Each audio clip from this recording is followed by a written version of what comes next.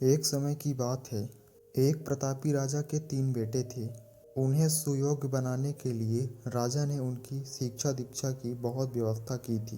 राजा ने अपने सभी बेटे को हर विधा में पारंगत बनाया।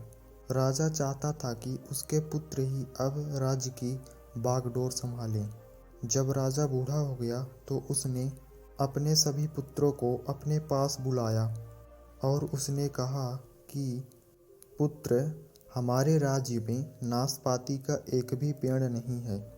इसलिए मैं चाहता हूँ कि तुम सभी एक पेड़ की खोज में जाओ और वापस आकर तुम सभी लोग मुझे बताओ कि वह कैसा होता है।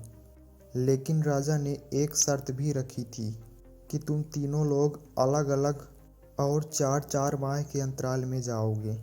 इसके बाद जैसा राजा ने कहा तो उन तीनों बेटे ने वैसा ही किया।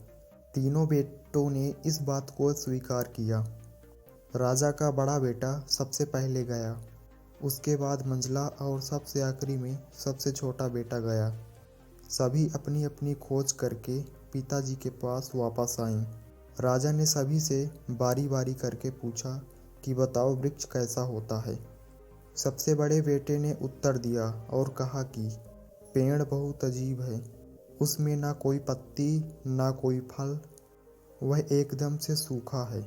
यह सुनकर तुरंत ही मझले बेटे ने कहा, नहीं तो ऐसा तो नहीं होता।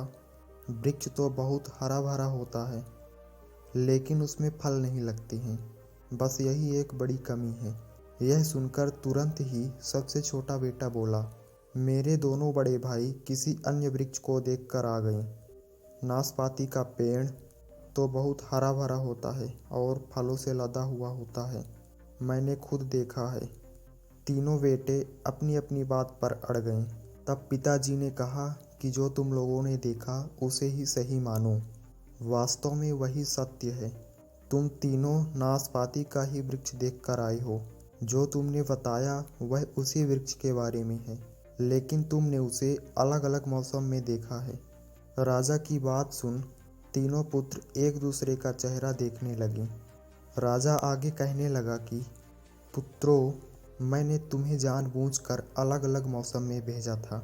ऐसा मैंने तुम्हें जीवन की एक गहरी सीख देने के लिए किया था, और वह सीख इस प्रकार है। पहली, किसी भी चीज़ को एक बार में देख कर या जांच कर उसके बारे में पूरी जानकारी प्राप्त नहीं होती।